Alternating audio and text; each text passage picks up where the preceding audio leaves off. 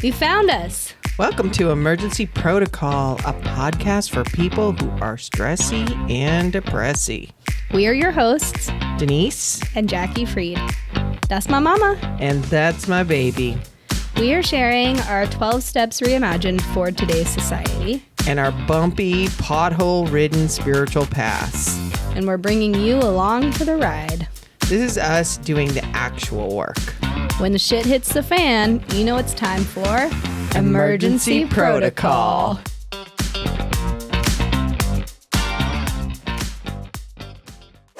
We're back. We're back. Hello. Hi. Where have we been?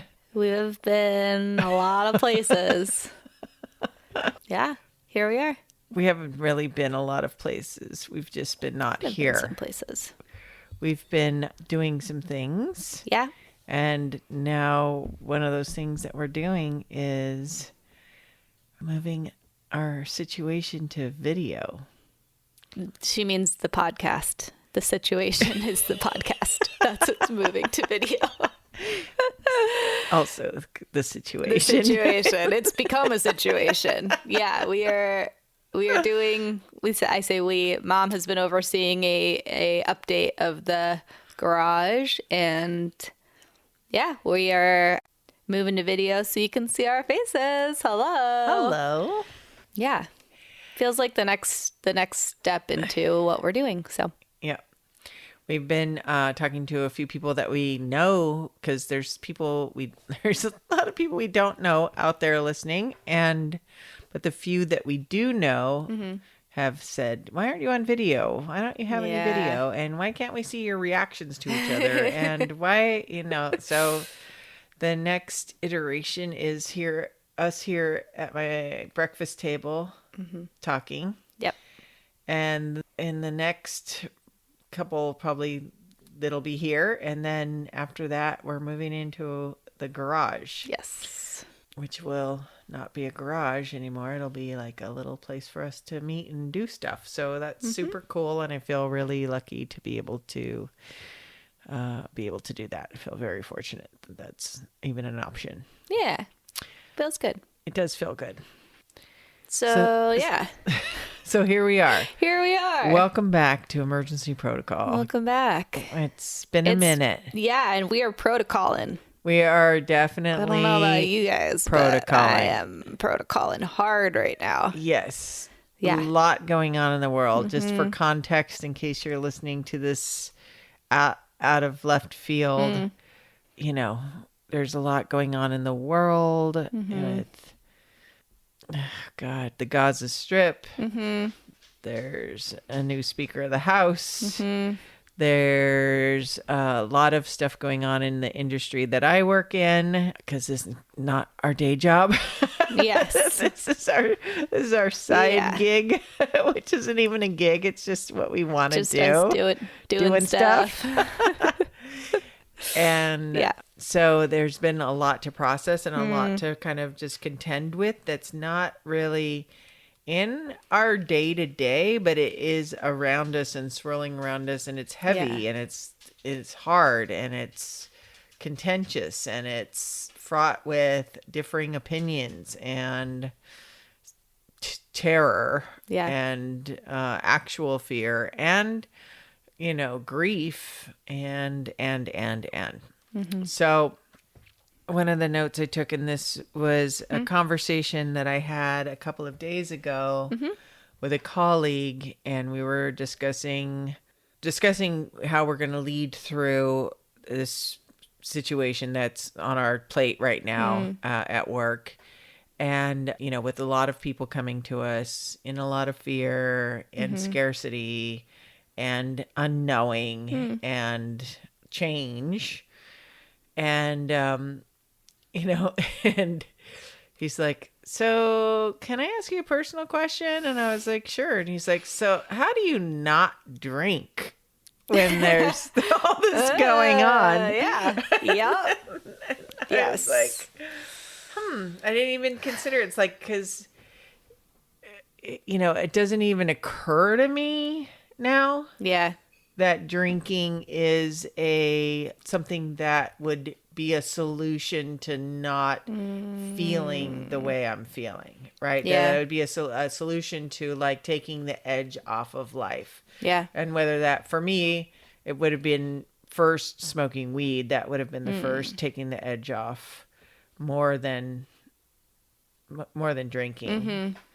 And that doesn't even occur to me either. But what came out of my mouth was like, I have a black belt in letting go after being sober for 37 years. Yeah. But then it was interesting because Jackie and I were talking about this before we started today around what, is that a choice to not drink? Yeah. And is it a choice to not have anxiety or depression? So do you want to talk a little bit about that? Like, well, it's interesting to me because I feel like there are similar elements, right, to these two kind of diseases, right? You have to, specifically with depression and like addiction, you have to be willing to make changes in order to get better, right? It requires active participation. Unlike a like physical illness, which could just be like take the medication and then that improves your like or rest, heart disease or rest right, or whatever. or physical therapy or whatever. Yeah, something that's like a physical response, right? And so with addiction, obviously there is that physical action of like, you don't pick up the substance, you don't go around the substance, you don't like expose yourself to it. Which is funny because I was at a wine shop happy hour on Having Thursday that night at conversation. work. And I walked in and they're like, could I pour you a glass of, or would you like a glass of wine? And I was like, absolutely not. No. Double no, thank you. Yeah. And then with the anxiety and depression part of it is like, those feelings can just show up at any time, right? Like they can just come on. And sometimes I can identify what's triggered it. Sometimes I can't.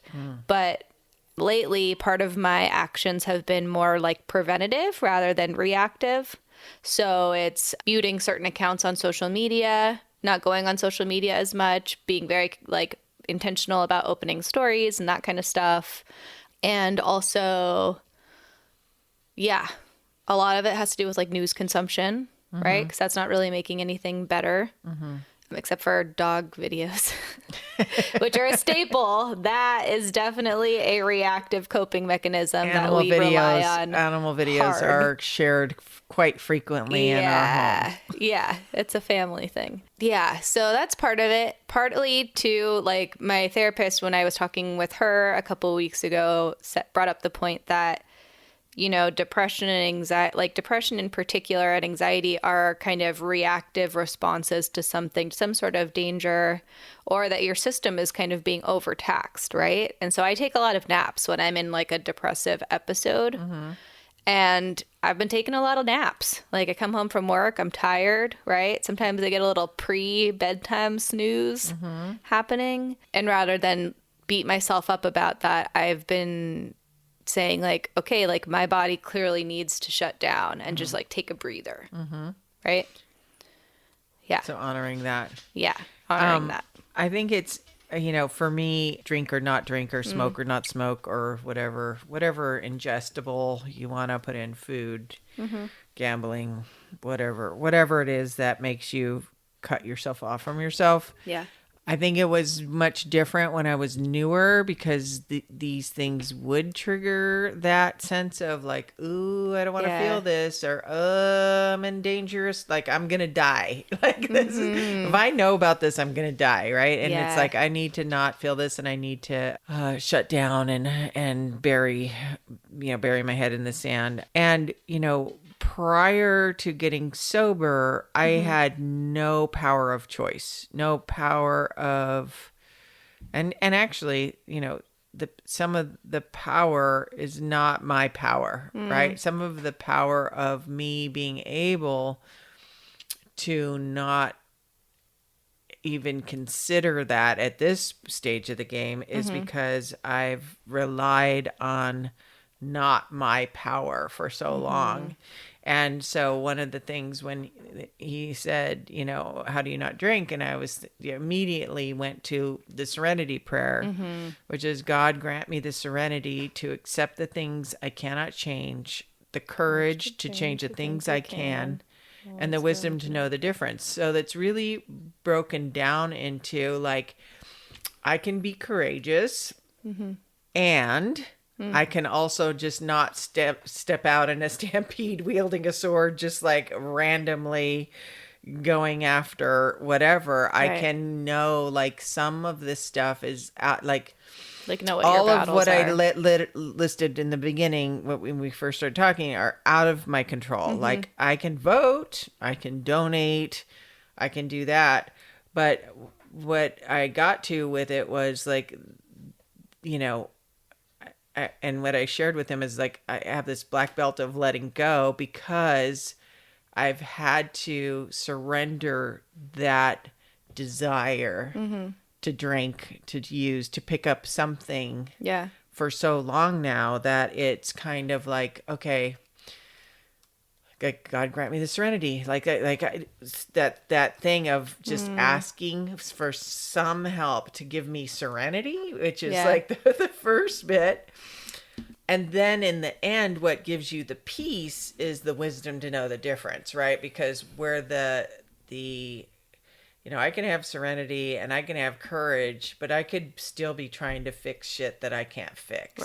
Right. And so sometimes that's the part where it's just got it. Like I have to let go of the outcome and know like, whatever's going to happen is going to happen. I mean, yes, we can speak up. I'm not saying like, don't speak up and don't voice your opinion about things. Right. But like, we're not doormats, but I also have to, for my own like well-being and also for the well-being of the greater good, meaning that I will have agency to exert my will and help where I can be helpful, means that I need to keep my head on straight. And my head on straight means I got to stay in gratitude and I got to stay like sober, and I got to stay in the tools of, where am I going off? Am I going so far off that I don't, know what to do? Then I call my sponsor and I'm like, I'm going through this. What should I do? And then they will lead me back into the steps.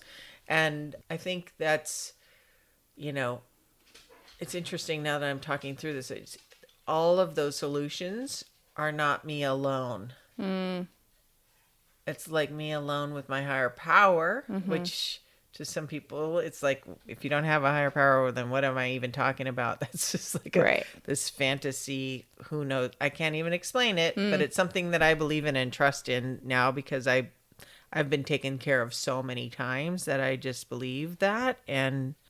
But I don't often, like, I guess it was, when I walked outside that day after I had to leave one office and go to another office, and I stepped outside and it was just like having to have this kind of heavy meeting where all these people were peppering questions to us we didn't have all the answers to because of what went down was only 48 hours old. Right. And it was like a kind of like a new COVID situation. And I walked outside and we live in Southern California and it's November and it was a blue sky. And we had these warm Santa Ana winds and it was like, oh my God, it's so beautiful outside. And I was just like hit with this wind of gratitude when I stepped outside. I was like, what a beautiful day it is, even though I had just experienced that. And I love that is the muscle I've built to go to that place of safety for myself, right? And it's without picking up a drink or weed or gummy or whatever it is that I need to do to get away from myself. Yeah. You might be hearing tippy tappies. Yeah, tippy tappies and a possible bark. A nosy dog. There might be a Borky Roni situation happening right now. Don't do that. Come on. Go. Baby. No. This is a dog who does Her not nose is listen. in the curtain right now. Come on, Bubby. There's some people in the back installing electrical outlets in the garage, because we're going to move this to the garage. Yeah. We're going to have a little studio. Once we figured out how much it was to rent studio time in LA. It's spendy. Let's put it this way. It's cheaper to fix your garage and upgrade your equipment and learn a few skills. Exactly. Yeah. So that's what we're doing. Yeah, that's why we know this is not the cutest situation happening right now, but part of the protocol thing is like, we're just being honest. This is where we're at. Like, again, we're still not professional podcasters, but we obviously don't want to look bad. I still have enough ego that I don't want to look bad. So this is very humbling. It's good practice. And this is the reality of it. Like, we're just in a messy in between. So that's why we're doing this the way we're doing it. Yeah. I'm talking about this coming from a place of, longer than you've been alive. Right? Practice of doing this stuff. Mm-hmm. In your world, what, like, coming from a newer place of exploring how to apply this stuff to the day-to-day. Yeah. How are you leaning into some of what we're doing right now? How did you go from being like reactive to preventative? Like, what shifted in order for that to happen? Yeah. Part of that is just knowing myself. Like, it's so interesting because over time, my coping mechanisms for anxiety and depression have changed. Like, what used to work for me when I was in college isn't necessarily the same as it is now. And there's also a little bit more, I think I'm better at offering myself grace than I used to be, right? So I'm like, all right, body needs a nap. And then I nap for 2 hours and I'm like, there's the evidence that I needed that nap, right? So that's one. I think another one is, one of my friends recommended this book to me a couple of years ago. I think it was Chelsea. Hi, Chelsea. It's called The Book of Delights by Ross Gay. Mm-hmm. And every day he would go and like record one of like the things that struck him, right? And so a lot of it was based in nature. A lot of it was just like, again, everyday delights. And reading that made a really large impact on me, because then I kind of opened myself up to those things more. To look for the delight in the day? Yeah. If you can listen to the audio of this, I highly recommend it, because he reads it himself. And sounds like right up my alley. Yes. He has such a joyful voice, and yeah, highly recommend that. So that's what I was just looking up here. So that, I think also like being on medication is a big one. I resisted medication for a long time because I think out of an abundance of caution regarding substances in general, I kind of viewed being dependent on any kind of substance as being bad.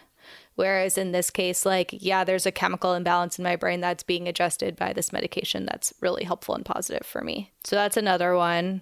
And also just like pausing and remembering Universal Mother's taking care of me. Like, that's my mantra, right? And that's what I've been going to. And I forget, and then I remember. Right? And so it's in the remembering that I like course correct. Yeah. Interesting. So if this is the first time you've that's okay, that can been go with us, or you're seeing, I mean, we've not done any video before. So this is our first video. And it is, I know, it's like, you can put my, yeah, if I could put my hood up, if I had a hood, but you know what, whatever. And it's like, I mean, the growth is because of the pandemic, right? Before the pandemic, I was like, oh my God, we have all these video calls and my face looks so old and blah, blah, blah, blah. And you know what? I am the age I am, and this is the face I have. And you know what? It's okay. And now that I've been on video calls for 3 years, thank you, COVID, I'm like no longer like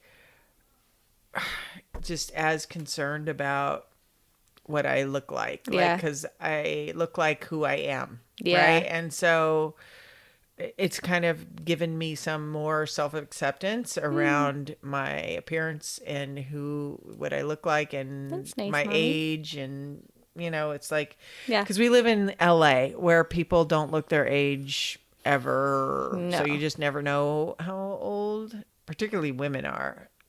Yeah. I think actually men too, but men are a little more stinky about it. But I think the women are definitely are going to get things fixed. And so, it's kind of like, I don't know. I just don't want to go down that rabbit hole. It's too... Right. It's like you have to set up guideposts around that. Like, I decided to pursue a mindful relationship with food for that same reason too. There are a lot of people who demonize like calories and this and that, and they're like, "Oh, I've been so bad," or "Oh, I'm going to eat this salad because I had bread last night," and I just had no space for that. And I was like, "Oh, okay."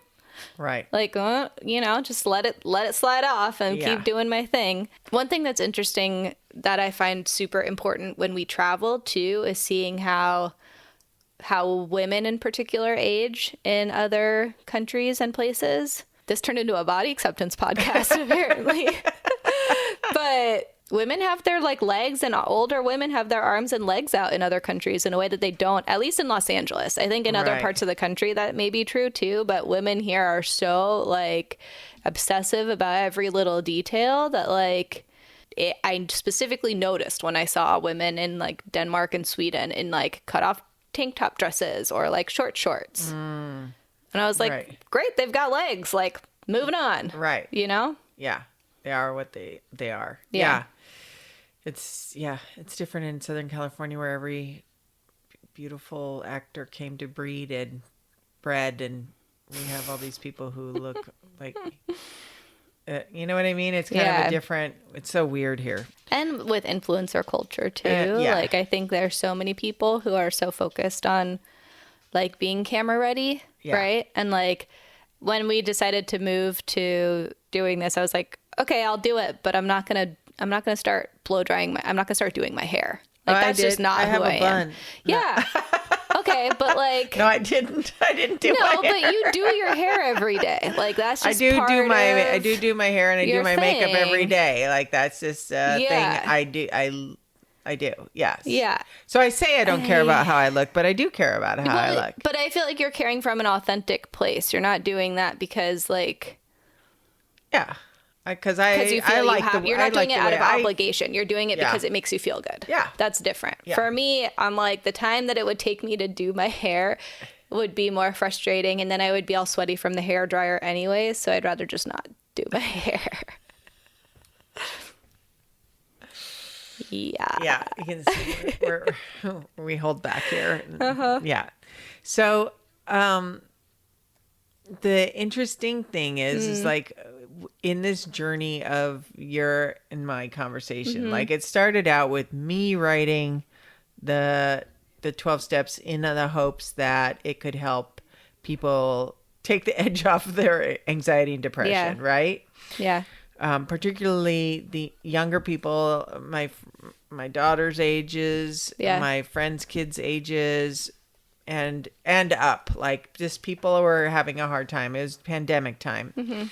And I've always had an idea of writing about that because I did get sober at 20. So I did self-medicate this what I think people are experiencing now is not different. I just feel like it's more amplified because of the time that you grew up in and the things that you're exposed to were very different than what I grew up in and what I was exposed to. So you didn't have a lot of like sober examples too. Now there are a lot of people who have similar years of sobriety to you. Yeah. But you didn't have that kind of like path to follow. Whereas like a lot of my peers got sober in their like kind of late teens, early 20s too. Right. There was none of that. I mean, if there was one, it was like, oh my God, there's someone across the room. Yeah, like, oh, there's one. Somebody did it. Yeah, and so you'd gravitate towards each other. But it was interesting because when I was newly sober, if there were young people who were like doing this thing, I had that.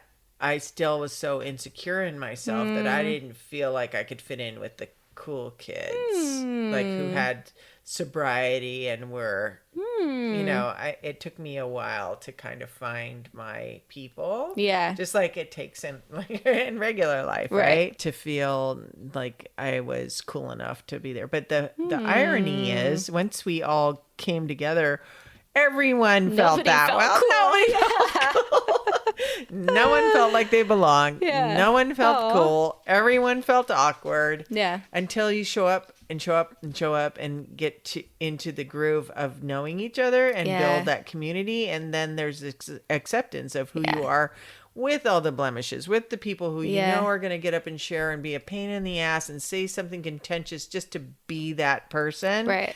You know it's going to happen, and still we found love for those people anyway, and it's so that's what I'm really actually excited about. Our next, I feel like there's 2 next steps for us with this, and it's moving from audio to video and moving from solely moving information out to building community for people to come together. Yeah. And that feels really good. Like, I'm very excited about that. Yeah. And so, it's an interesting time over here in the Freed household. Yes.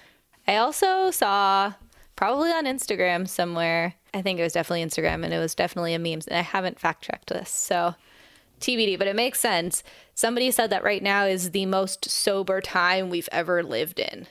Like, historically, water hasn't been safe for people to drink. So that's why they drank like beer and wine and fermented things. And mead. Yeah, all the things that killed all. Yeah, because the fermentation and the alcohol would kill all the parasites and stuff. Yeah. And also, like, you could go to the doctor, they'd prescribe like milk of the poppy to put you to bed and like laudanum and, cocaine for your whatever, for your soda. Yeah. Yes.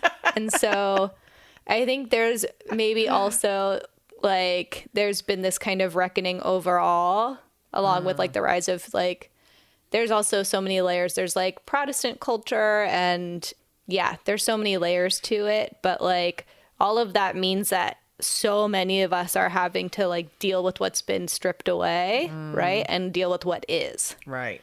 For like generations now. Right. And it's really hard. Yeah. We're still dealing with it. But I think there's also a rise in alternative, there's people who are like dealing with sobriety by having microdosing or ketamine therapy or whatever, and that's people have found a lot of healing in that, and it's also could be a very slippery slope for addicts and alcoholics to change the thing with us is there's this addiction like switch that gets flipped when something gets ingested. Okay, so welcome back again for us. Even though we're saying welcome back, you never left, but apparently our video did. So yeah, the last like few minutes of our first attempt cut off. So we just tried to record it again. Camera ran out of memory space, so we're doing it again. I'm starting to sweat. And I'm not, because I'm not wearing a sweater. Okay. Anyway, pun intended. Mom joke. Okay. All right. So we were talking about... kind of alternative therapies that have been prescribed in a formal setting for legitimate use. Correct. And how that can be a slippery slope for addicts and alcoholics. Sometimes, and I know many people in my life who have gone out. Yeah. That's what we call it. Gone out on prescribed medication because of a tooth pull, a back surgery, or whatever. They get prescribed Oxycontin, Vicodin, Valium, whatever. It sets off the craving in the person, which is very hard to turn off once it's going. And then there's all this self-justification. Well, I'm already kind of not sober, so I might as well have a glass of wine. I've already taken the Vicodin and a glass of wine. Might as well have what I really want, which is to smoke some of that good MedMen weed, right? Like, I never got that. And also, I never had a mojito, so I should have one of those. While you're out. While I'm out. And then it's like then I'm out. And while I'm out, I might as well see if that was all just a giant mistake. Right. Try some Molly too, because you didn't get any of that. Well, I had Quaaludes. Okay. I'm just going to assume it was a similar situation. And yeah, so that's kind of the mind of the alcoholic in the ism of it. Yeah. Like while it's going, and you lose all sense of like higher power, powerlessness, what the consequences are of your actions, how it's going to really play out. Hijacked your brain. Yeah. Yeah. And so it's it's very hard. And I know that there are people in the 12-step rooms who are treating themselves with these things. And, it's not up to me to judge whether somebody's sober or not. However people need to treat themselves is how they need to treat themselves. I just know that once some of us get a little bit of something in our system, it's very hard to wind it back. Yeah. So speaking of slippery slopes, last week, at work, we were hosting a wine tasting, which I went to, which I never, ever go to. I never go to wine bars. I did go to a bar with you recently, so for Angel City. For Angel City, only for the girls. Only for the girls, and it was, we were just I was having bar food, and it was fine. Ginger beer, and so, what struck me in this wine bar is like they have a sip, they smell it, they swirl it around to see how it drips down. Those are called legs. Whatever. And then they pour it into a bucket. Yes. Wasteful of precious wine. Yes. And so I was explaining to Denise, because otherwise you're going to be shit-faced by the end of the wine tasting. It's What's like 4 the point glasses of going to in an hour. Wouldn't you want to go to a wine tasting to get shit-faced? No, you're going to educate yourself and to expand your palate and find a good wine that you like for a future reference. That's what normal people do. I would go to be like, okay, I get all these glasses of wine for what, 25, 40 bucks? Let's taste it. Oh, man. Yeah, I would be tasting it. Actually, the first time I ever got drunk was at a wine tasting with my parents in Napa Valley. You were 11? When I was little. I was young, probably younger than 11. And everybody was giving me little sips. And they all didn't realize that they were giving me sips. And so, when I was whatever year old I was like, yes, I really like Chenin Blanc That's from why Napa you go to Valley. Wine tasting. That one was clearly your favorite. That's why. That's perfect. Yeah. And there it is. There it is. Yeah. But I couldn't wait to have that feeling again. So it wasn't Even about when the you were tasting little, of it. Yes. you remembered yes. it and you were like, I was like, okay. that was good. Yeah. Yeah. It was there. So from my mindset, I don't like going to stuff like wine tastings because I'm like, okay, I'm going to pay $40 for 4 glasses of wine. I'm not going to finish them. So when I pour it into the bucket, it's $6, $7 worth of wine. That's so wasteful, right? It's for me, it's a scarcity mindset thing. And wastefulness thing. Part of my eco anxiety is I don't like to waste things, especially food. And so I'm like, if I'm not going to drink it, I could at least cook with it or put it in a sauce or something, right? Macerate some berries in it. Maybe that's what you could do with all your wine. I have so much alcohol in my house. Please come over and drink. That feels like the wrong call for community for this podcast. But I look like such a wino because I have all this wine I don't want to open because I don't want to drink a whole bottle of wine by myself usually. And I don't want to pour it out when it eventually isn't consumed because that feels wasteful. And also these things cost money. So instead I just have so many bottles of unopened alcohol in my house. Interesting. Yeah. So we both come from different places about wasting the wine. I don't want to waste the high. She doesn't want to waste the product. Mm-hmm. Either way, we're not wasters. Yeah. Clean plate crew, as they say. Yeah. So anyway, sorry about the change in wardrobe and conversation. I think we tried to pick it up where we left off, but hey, emergency protocol. Emergency protocol, We're just baby. rolling with the punches. Sometimes it works and sometimes it doesn't, and we're just going to keep rolling with it. Yeah. See how it goes. All right. Drink some water. Yes. You're a fucking miracle. You're a miracle.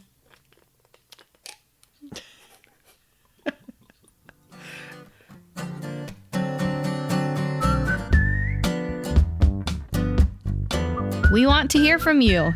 Find us on Instagram and TikTok at 12 Steps for Everyone. That's at the number 12 Steps for Everyone. Please like and follow us. You can also send us topics you want us to dig into or follow-up questions from each episode. And if you know someone who would enjoy or benefit from our conversations, please feel free to share this with them.